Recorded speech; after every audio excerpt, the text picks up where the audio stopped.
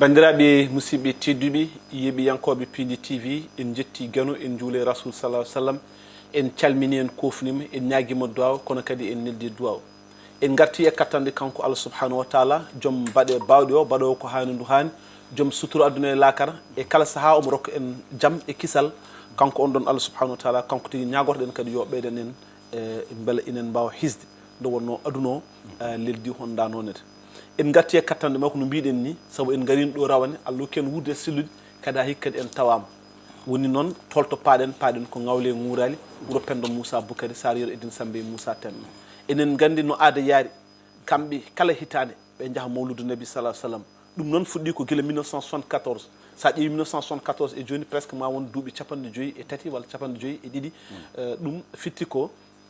yettere Allah tigui rigui ha hande hay hunde taƴidirani hen ene waɗi noon fuɗɗunoɓe ɗum ene waɗi ɓe ganduɗa ma ko kañumen goni sababuji ha ɗum ɗon foof wawi latade ronti ha yetti hande ɗo ɗo jaren ɗo en waɗi sukaɓe dariɓe ɗo e ngawle taw ko ngawle Sénégal mbiyen ngawle Dakar taw ko sukaɓe dariɓe lang enen mbiye Gemsa Bopp kañumen mbi mawɓe men ɓayde doole donki yo doole keeb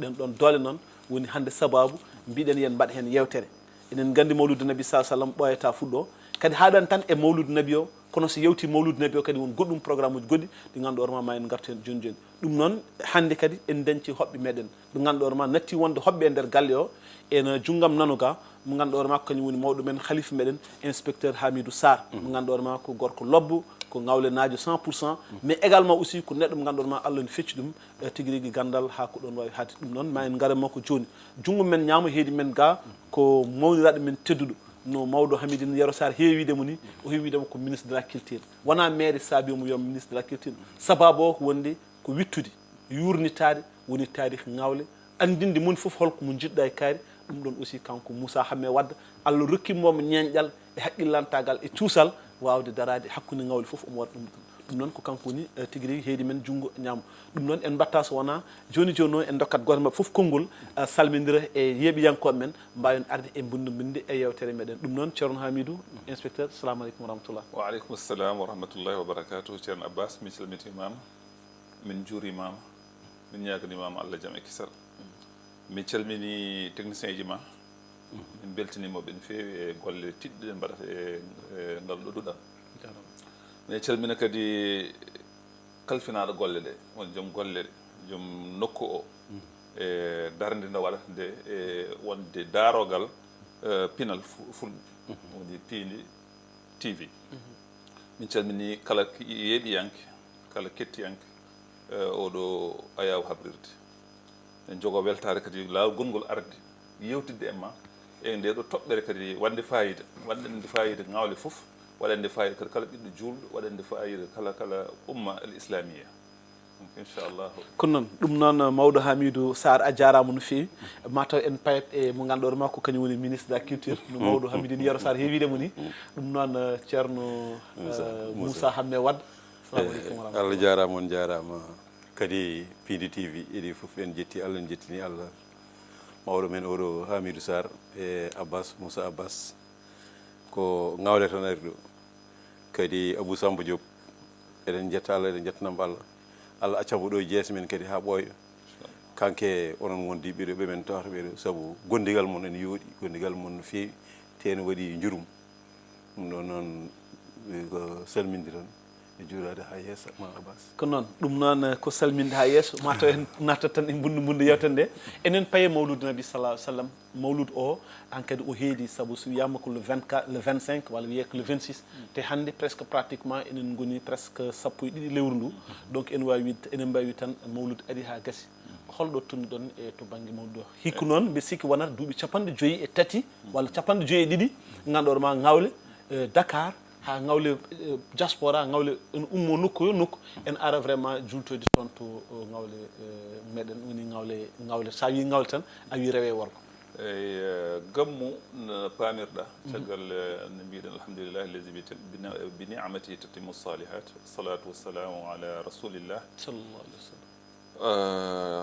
ahyana Allah bi sunnatihi wa amatana ala millatihi wa hasharana ma zumratihi gammu ko waktu mawɗo e nder gurdam kala julɗo ɗum waɗi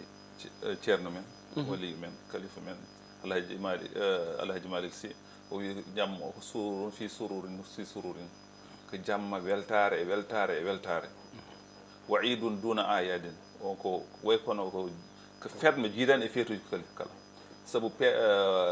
baɗanteɗo célébré feet o ko kañum foti noon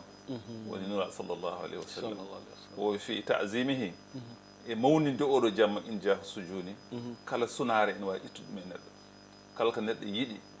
e aduna ene wawi hebde ɗum e oɗo jamma sabu rewde e juuɗe nulaɗo sallllahu alayhi wa sallam no wirni e yimre nden ɗon ha joni haade men nadde programme o dayil itnaba jara tongu haalama tan mbiya albaraya kala ko taga unilu ma unilu kiɓi ko koye makko ko kiɓi allahu akbar ɗum noon kala ko neɗɗo heeɓi ko woni waliyu woni gandal woni ngalu woni cellal woni heeɓi ɗum koye barke nuraɗo sallllahu alayhi wa sallam wadde mbiyen oɗo jamma ko jamma mawɗo fuɗɗaki e men fuɗɗi koye gila e jamano yonente nuraɗo sallllahu alayhi wa sallam kanke hoore makko wi altine oɗo jibinami nandani altinaji goɗɗi ñalɗi ɗi fof ene moƴƴi kono ñalɗe altine o min ko ñalɗe on no ñalama ɓurni sabu ko ñalama on jibinani wadde kanko idi wadde mawnide jamma o ngawlenaɓe noon kañumenne Allah longini ɗumen guila 73 mbiɗa 74 eɓe ummoɗo e Dakar e mawnide ɗum e mawninteno toon sabu ngawlenaɓe ɓooyi mawnide jamma jibinede nuraɗo ɓe jahanno nden ko galle to ceerno mabɓe ceerno Mamadou Moussa Ly to en mawninanno ha Allah batti ɗum wadde e ngawle ko ceerno Hammati kañum ari ɗo e Dakar noddi mawɓe wi sonno minne sagam ene Alhaji Malik waɗi ni wi kal almudam kal mo qaddamam yo ar gammo ɗo e Tiwawon minen kal ngawlana yo ar gammo ɗon e ngawle tene kala mbaɗɗo ɗum yiyata ko yaaru yeeso kala gaccuɗo ɗum koko caggal tan heeɗat ɗum noon duuɓi 50 mbiɗa ɗi fof ɗum minen ene labti minen kam min jii ɗum e mawɓe amen min jiiɗum e guiƴiraɓe min jiiɗum e miñiraɓe men hannde ganduɗa kañumen goni gomsa bopp joguiɓe golle ɗe kala joguinoɗo ɗum on ko yeeso tan fayi kala kadi dumtinoɗo ɗum way kono caggal tan heddata ɗum waɗi on ɗon jamma ko jamma mawɗo no mbirɗa ni mawɗo e ngawle Dakar kono ko mawɗo kadi e ngawle Nouakchott ngawle Nouadhibou ngawle Belgique ngawle France ngawle ko naaɓe goni fof ngawle Amérique kala ɗo ngawlenaji woni hankkadi so oɗo waktu yonti tan no mbirɗa ni haqqillaji men fof keedata koye ngawle hankkadi namdoto man jahate so yaham ko watte won ko waɗata toon ɗum ɗon waɗi oɗo émission baɗɗo fa alors joni so tawi comme par exemple en paami hannde so wiyama wonde kala ɓiɗɗo ngawlenaji to mbawɗa wonde nder dundu Baba Adama fof hannde hakkille ma nen to ngawle hoti ngawle e hol programme mo pawɗon sur la table pour hollidde wonde so mawlude o kadi so jetti men ko ni jogori leldade ha ɗo gasiyata fof eyyi programme o noon ene yaaji ha dañ sa faɗirtoyo balɗe min gonat ɗe toon kono noon wonno ko kadi ko yidde yimɓe e kadi ko ɗum addi ɗo ummini ɗumen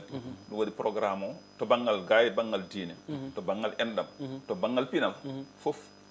ala fof ko dartarde hen mbiɗen Moussa Wade ma arte e banggal pinal walla banggal welnere watte nde toon fof kono min kam tongatmi haalam tan koye banggal diine o manam sa yi ɗum ɗon fof ene won hen fitti ko ɗum moment de retrouvaille manam ko saaha mo ganduɗa ma yimɓe fof gartat tawdir ɗon donc ene moƴƴi quand même ko wiyete ko ndewen Allah ha cikken en mayta kono kadi beltinen pittal men kadi ha cikken ma taw amalli aduniyaka ka annaka ta'isu abada wa imalli ka annaka tommuto gadan ko noon hadis o wiiri liggina aduna ma ha wayna koɗo a mayta tan keddiɗa kono liggana lakar ma kadi ha wayno ko janggo jogorɗa yaade ɗum waɗi on ɗon jaam min dendinɗen ɗo gueɗe ɗiɗi fof nda saabu ko watte ko e pinal rewtidirani eko watte e banggal diine machallah goto fof tan wonɗo hetti kono fof wonko wonɗo wawi wonɗo fof wonko won darde mum saabu minen hannde ɓeeɗo walla minen Moussa en ɓeeɗo waɗino waktu ko minen gonno te terrain ji ɗi minen mbaɗa tournoi ji minen mbaɗa soirée ji des fois min mbaɗannoje colédéraji e nder kono noon tolno noon min jewti ɗum hande min tolni koye darnude mbaara gammu ñande mbaara gammu joni e programme o minen jogui programme oji kewɗi programme o fuɗɗoto ko ɗoynete Guédiawaye Guédiawaye woni siège social Ngawle Dakar guila e mama men Bocar Wadden Samba Nayen ɓen ɗon gonno ɗon mbanno siège o ɗon siège o ko ɗon heddi kadi ha joni ñande jeenayyi e lewru gammu min ummoto ɗo ni min kawra ɗon min ñallata min gotto min joola otoje hankkadi lappol ngol fuɗɗo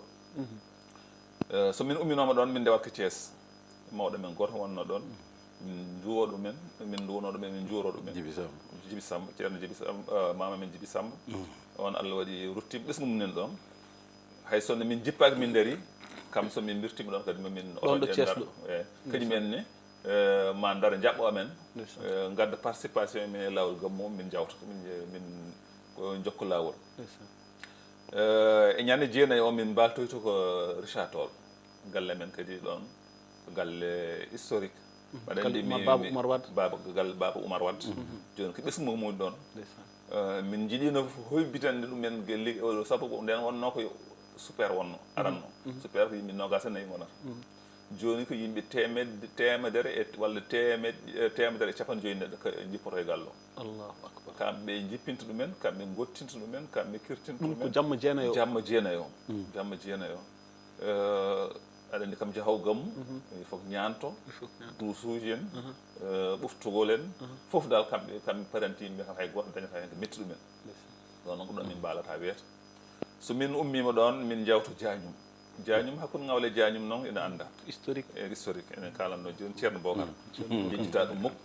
kanko e ceerno miñiraɓe makko Alassane Seyni e ɓesgu mabɓe koɓe fof ɗon kadi il faut min ndewa min juuroɓe min kesɗitina aadi hakkude Diagnum e Ngawle on ɗon kadi ko aadi mawɗo woni ɗon aadi mawɗo moment fort e gammu o sabu balkinarade galle o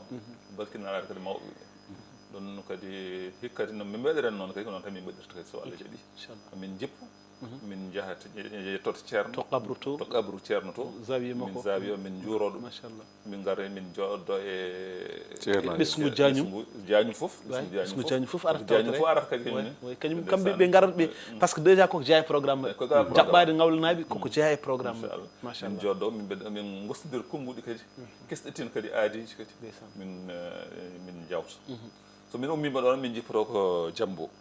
Diambo e Ngawle ko wuuro woto en pamirɗa Moussa en wawi ɓeydade laɓɓini hakkude ɗon kono noon Diambo naaɓe ne jagguiri Ngawle ni ene birɗe ɗe haqqille ma e jaggi fof ɓenni ɗon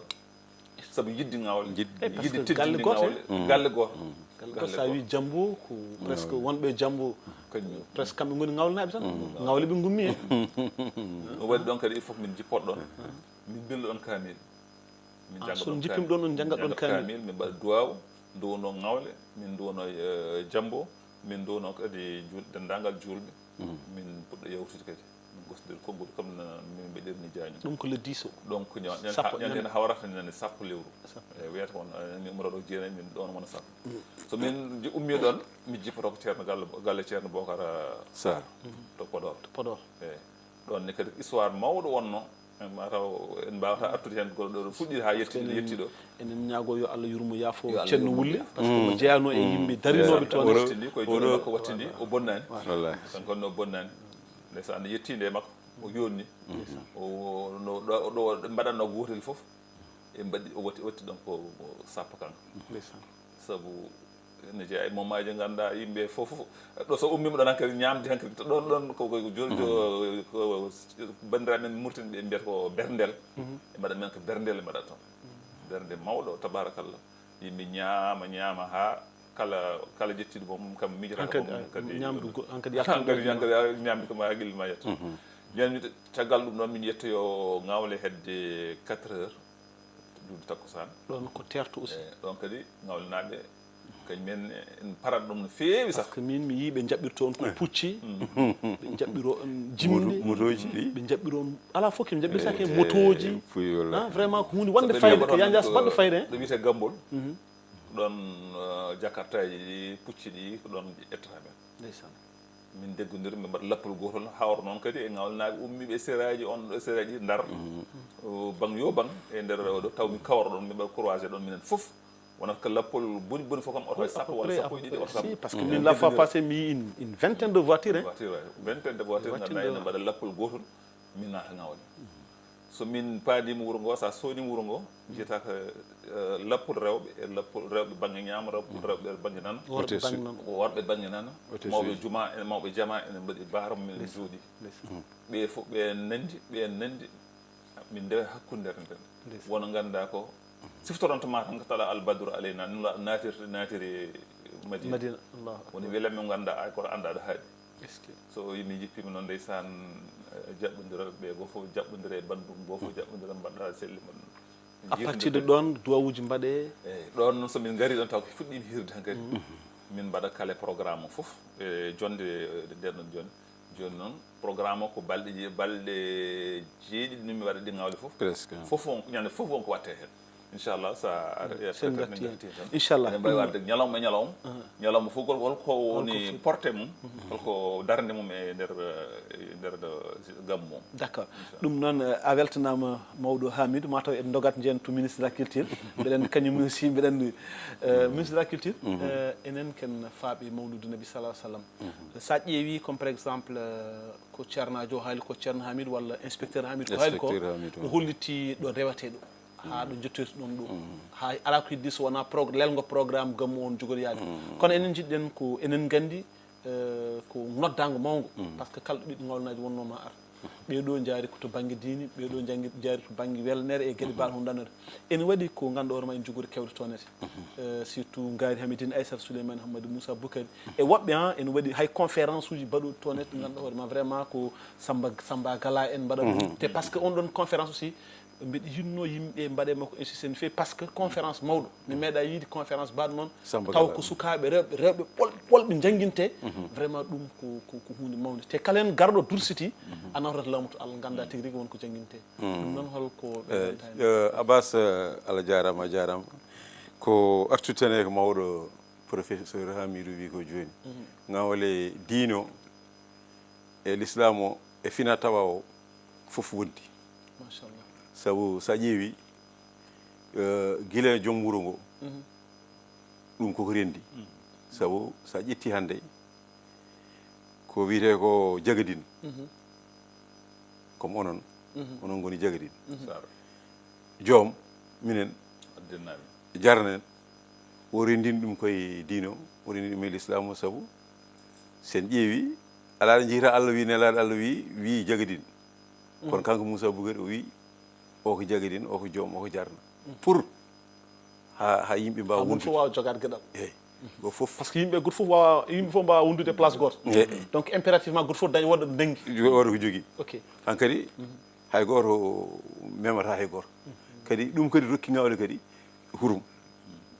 hande teddugal gongal ngal ngawle fof go fof andude min ko pesete ko gonmi ko mbeɗene ɗum addi han kadi yaltini on sa manam somi faami jarno foɗanta ko jagadine jeeyi joom foɗanta ko jarno jeeyi goto fof ko jeeyi ko a jaggat hen te so yonti go fof ne andi ko foti min joni Moussa ha me wadde oɗo en tant que komi waddinaji joom hay soko ɓi an gondumi min mawni min nayi ko ɓi an wonata jagadine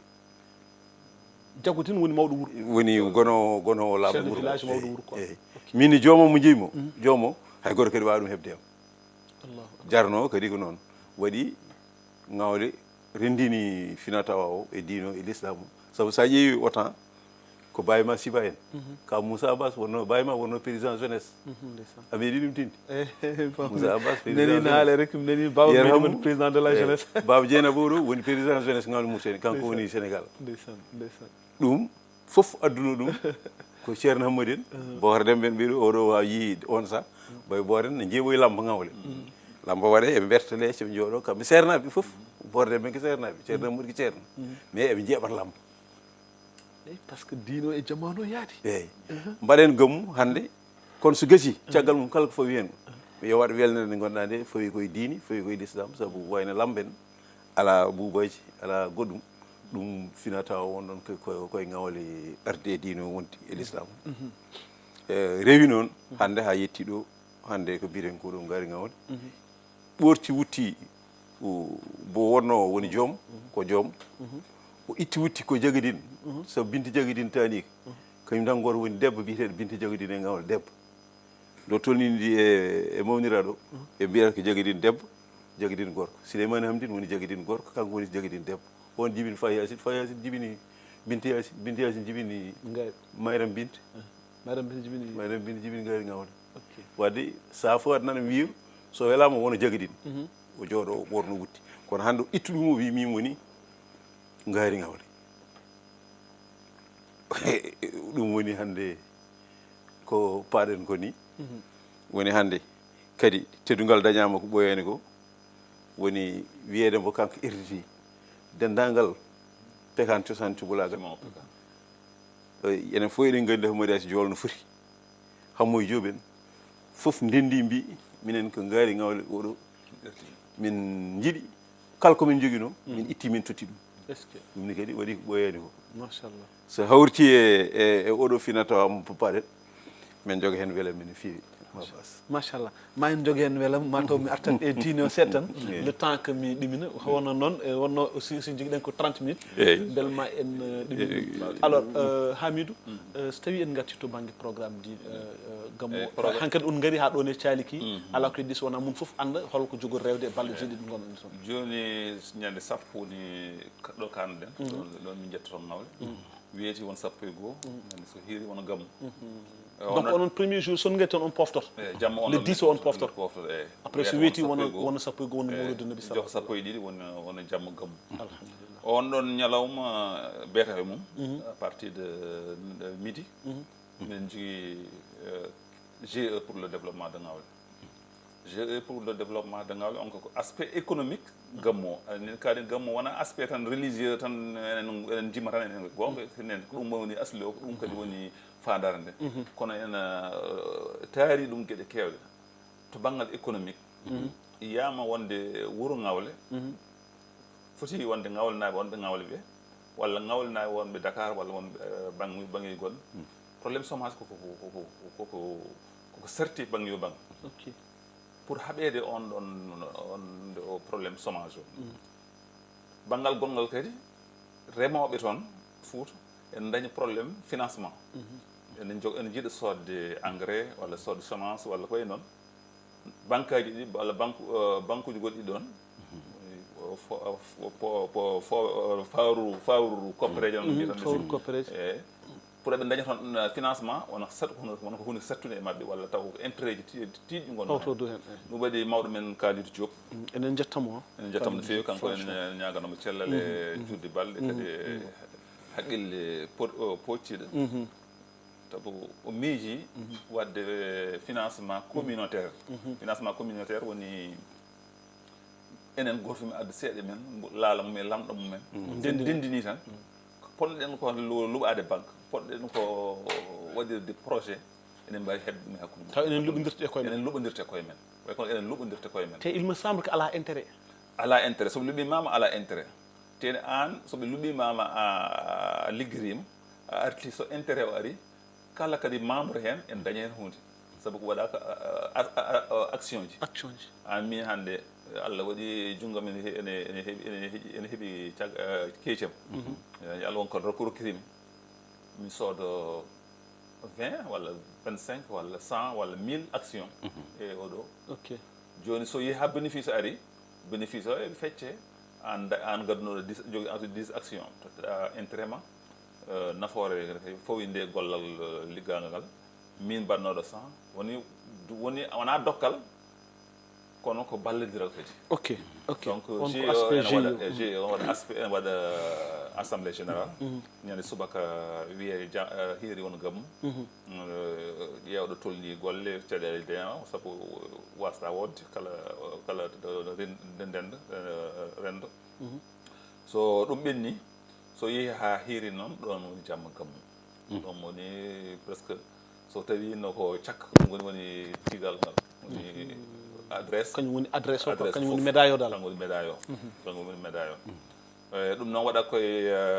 ardugol ceerno Belimal kanko kañum woni mawɗo men ɗo to banggal almudagal hannde ceerno Abdoulaye Seck imam ratib ceerno Bocar Yera Sarr ceerno Hamdine Sarr to Rosso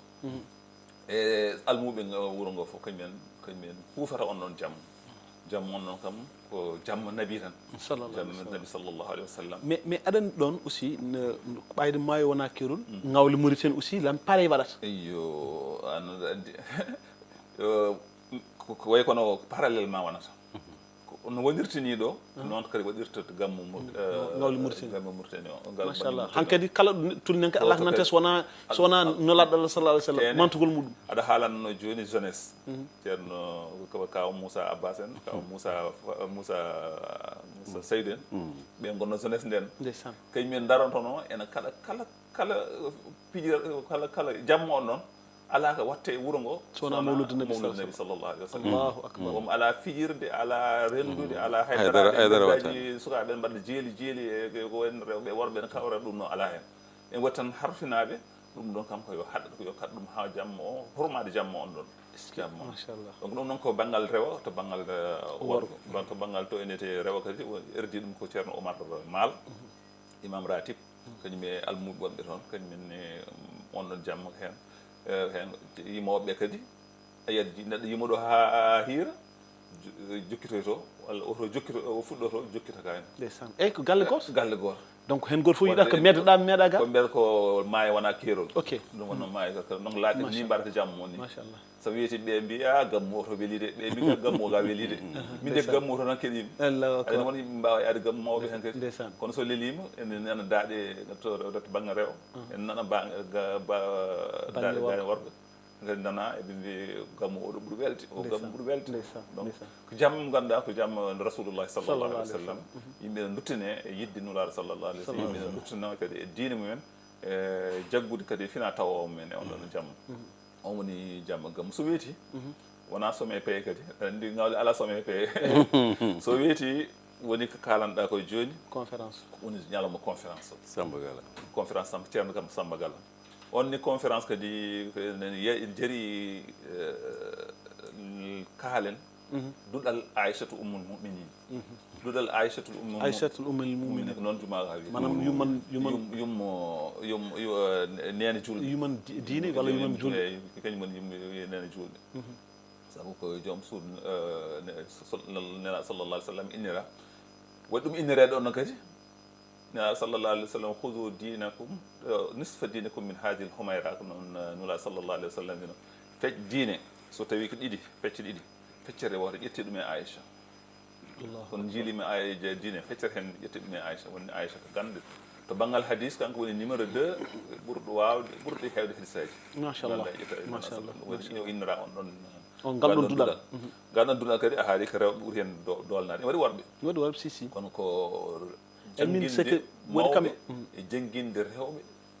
ɗum ɗon ɓuuri dolude min waɗi kam impressionné duɗal ngal par ce que rawane mi tawatatama conférence o mais ko waɗi kam en impressionné a yiyat debbo mo ganduɗa hoorema so ummima to so hartima simore mbiyata ko Allahu akbar min par ce que je me disais est ce que ɗum ɗon wode ngawle deke vraiment ko witeno ko tabarakallah impressionnant ko won yimɓe ganduɗa mawni mbaɗi cukagu mumen ha mawni meeɗa janggude qala wala qila Allahu akbar ko ɗon e ɗuɗal ngal janggi Qur'ana janggi sharia janggi defte kewɗe taw ko mawɓe joom galleji joom ɓiɓɓe taniraɓe ɗum waɗi enen duwanomo kanko ceerno en tout cas ceerno Samba Gala enen duwanomo ene ñagonomo Allah kadi on noon gollon ligguey o ɓeyda Allah ɓeyda ɗum hay ɓeydo yaaji ɓeydo taɓitidde e wuuro ngo kadi enen ngawalnaɓe ɗo gonɗen fof kala joguiɗo ko wawi wallitirde ngal ɗon duɗal e wallitirde on ɗon jamma on ɗon kihiɗa yo en foti yo wadde hen jungo mum hikko o innira ɗum ko jaga Binta Diaw o won noon wona millionnaire wona haydara kono yiiɗo tan en daari ene tar lang e liggey oɗo o innira ɗum noon ene darani wuro ngo quoi. darani wuro ngo den Ene ittini mbaɗen mo kañum woni gueɗal. kadi président ASC o en même temps ok eywa kadi ko politicien ko oɗo membre parti politique commune Guédé commune Guédé Sehil Oumar Ba eywa ko waɗata kadi koye less yemirore imam ratib Abdoulaye Seck kañum e erdugol ceerno Bocar Sarr kañum seeɗa mawɗo wuuro koye ɓen noon erdi golle ɗe inchallah nden mbaɗi so yimɓe gottima tan kawroy toynete dande ma inchallah waɗen wattina noon hikka noon Dakar naaɓe surtout ADN association pour le développement de Ngawle mbi jiiɗe wadde participation min hen hay sinno ko ƴeewa distinction ji ɗiɗi walla tati walla nayyi kam mbaɗ ɗum décoré mbaɗ ɗum décoré o won certaine yimɓe won certaine yimɓe par ce que aɗa won certaine décoration ngaji ko wonko nafata par ce que tahar neɗɗo o vraiment andude wonko wonko nafata nokku muɗum quoi c'est bon ɗum no sabu woni objectif o ko woni yimɓe nganndu ko hono kadi oɗo ko waɗata ko waɗi waɗi fayida enen fof mbaɗen heen junngo men gaɗen jaggen sabu kañum ala ko dañata heen so wona tan sabu Allah e ɗum waɗata woni ñalawma sappo e ɗiɗi so weeti won ñalawma sappo e tati on ɗon kadi woni ñalawma ziyara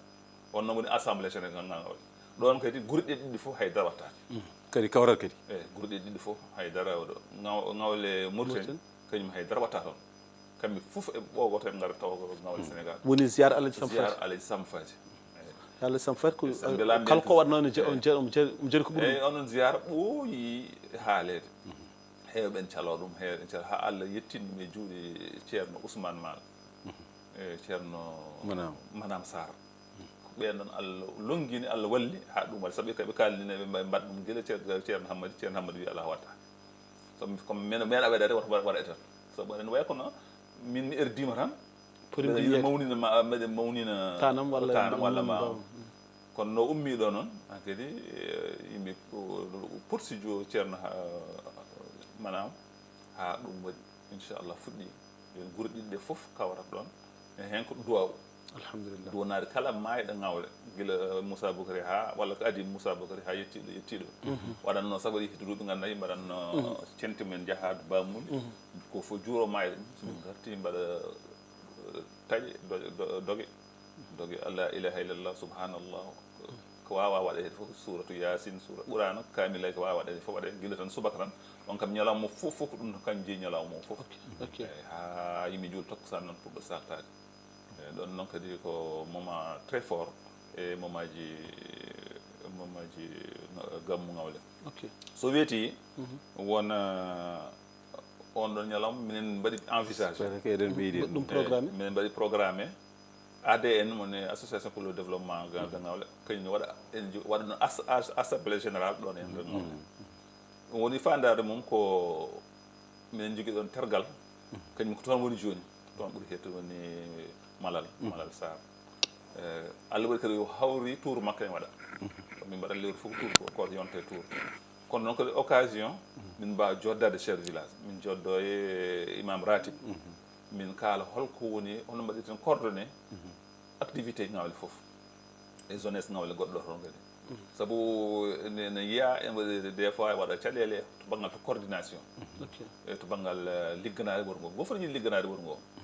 des fois jiya ɓe hande tira ma mun fof fodira bañ wasa waɗa coordination sabu hande wanno programme maade ɓalal tarno ɗum bambuji Ngawle ɗe o noon fuɗɗo gasani en jogui ɗo mbaraji ɗiɗi mbaara gammum on kam alhamdulillah o woɗɗi no fewi walla gasi mbaara ceerno Hammadi kadi ɗon kadi woɗɗi gasi kono noon e collége a haalano ñande ne a waɗi émission e année principal o woytima bloc administratif o woytima gueɗe fof ɗum ɗon fof ko ganduɗa ko activité ɗi ganduɗa ko Ngawle poti waw dañde occasion jewta hen ƴeew mbaɗ ɗum priorisé ko hande ko ɗum ɗo foti erdorade janggo sen gasni ɗum ɗo mbaɗen ɗum ɗo an ko ɗum ɗo poɗɗa hedde min ko ɗo poɗmi hedde so ndendini fof noon han kadi waɗa coordination ɗum noon woni mujiba on ɗon batu min jiiɗi wadde on ɗon ñalawma so Allah jaaɓi inchallah machallah hunde weeli no feewi wonno hojomaji no pamɗi déjà le technicien nden holla en hojomaji ko heddi ko en ala no wayi mataw en jondi kunoto ɗon tan dogen e mo ganduɗa ma kañum woni Moussa Hammé artan en de très de façon très ɗum no ramassé surtout programme mo ganduɗa ma gaari o e hollin programme aji goɗɗi ganduɗa hoore ma ina fada Abba Sarr Allah jarama on jarama kadi faya koye fina tawa ngaari ngawle ene waɗa jamma mum ene waɗa ñalawma mum woni maayo ngo woni fina tawa o kanko ngaari omo yiɗi hollude ngawle o meeɗa wadde programme mbo jeeni hoore makko mbo waɗi taw kanko waɗi ɗum ko woɗɓe tan mbaɗata o waɗana ɗumen eɓe kalda walla fans club makko waɗa comme enen ngol lawol kanko ngaari hoore makko ƴetti initiative o wi omo sikki no fotni e ngawle no fotni e makko ittude gueɗal ittandemo gueɗal kanko ngawle so wi o waɗi programme ma ngawlenaji fof tin ene jogde ngaari ngawle fodde fodde nde ko dawande neɗɗo o hirduno neɗɗo o e ko woni ko ñallana ɗum eyyi ñallana ɗum e ko woni ko woni hedditirade hannde wonde ngaari ngawle ɗum waɗi o wi o waɗa jamma mo ganduɗa o ko pekan cosaan cubulagal jammo sen gammi ha weeti jammo so yi o waɗi hen invité ji ko presque chef de village ceerno Bocar Ablaye Abbas Sarr e dendagal notable uji Mayram Wadda Brasin Sien e waɓe noon o a retti kadi an kam a yi ko wiyete ko patronage mi sikki o waɗi ko Malick en sa Malick Sarr en Malick Sarr en balla Podor balla Moussa ma on jeeyo presque ɓen ko kañumen goni patronage uji ɗi ñalawma o wi ko kala ngawlanaji sen gammi ha weeti rewo e worko fof ko rewo watte yo ngar tawtere ngaari ngawle hollira ko wiyata ko fina tawa e ngawle cosaan palel fof guesel fof caangol fof kolagal fof so darima o haala tanum o haala kadi holko woni waltude Malal Diara ko arɗo men gonɗo ɗon woni ka jajaren Hamari Bolel ko waltude wonde ɗon goto fof o yetti e famille mum o andi ɗum ñande hen ma yimɓe fof dara mbi ɗo woni galle Alidou holtaniraɓe Alidou goni ɗo woni galle Abdoulaye Bocar Hammadi woni Bokarel joom wuuro ngo joom wuuro ngo won accetaki caggal ok mi famiri honda noon si par ce que e nder programme o won hen ɗo wiyata e wonde omo felliti yaltinde kaalaji ɗi ganduɗa hoore ma omo jogori filde ɗum surtout ɓesmu Moussa Boukari par ce que Moussa Boukari wonano goto donc o murno e mumram makko donc maɓe tolno e nayo eyyi donc Dembe Alide e Moussa e Samba sikki donc mo yaltin kaalaji ɗi ganduɗa mo jogori filde ɗumen mo fil jarnaji e diagrafeɓe donc programme on waɗi riche en waɗi sabu ɗon Dembe Alidou ko jimol ka taniraɓe men ɓeɗo yewtu yareke en tan a tawanno nden ene uno mbiyo Demba Ali Moussa Demba Alidou Moussa eyyi Samba e Alidou e Demba keptata Samba e Alidou Dembe Moussa Demba e Moussa Samba e Alidou Dembe Moussa kanko ne ngaari o yi ɗum omo yiɗi ɗum sembinede ɗum yimɓe ha jii holko adduno ɗum woni o ƴetta ga hande e mawɗo galle Alidou woni sa yetti hande galle Hamdi Magum soit ko Baba Ndiorel walla ko Hamdi Magum ñang ɓen jeeyi Alidou Samba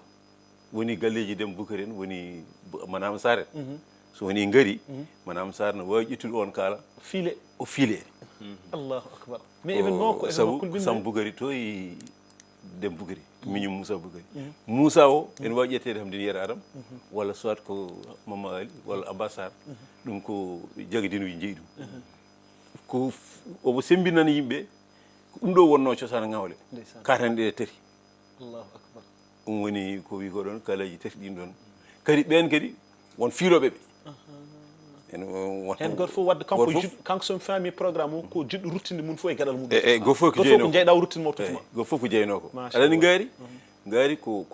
neɗɗo intellectuel kala ko waɗi o wi wonko yiɗɗon hollude yimɓe fof ko hollude yimɓe fiiloɓe koye men wonde ɓe ummoto sabu to e galleji mawɗi ene waɗi sisiɓe ene waɗi ñang ɓe waɗi gaye ɓe waɗi joob ene ngawle ene jogii geɗe ɓen ene mbawi jeeyede e filiyoɓe yimɓe ɗum waɗi ngaari yidde wiide yo neɗɗo fof ɗo wonno yo ar anda ko waɗata ko wallamo hen est ce que